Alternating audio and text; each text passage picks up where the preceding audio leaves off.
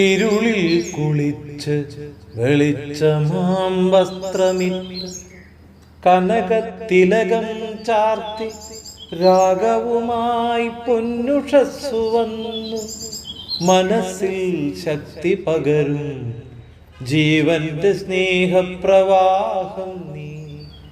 പ്രഭാതമേ സുപ്രഭാതമേ,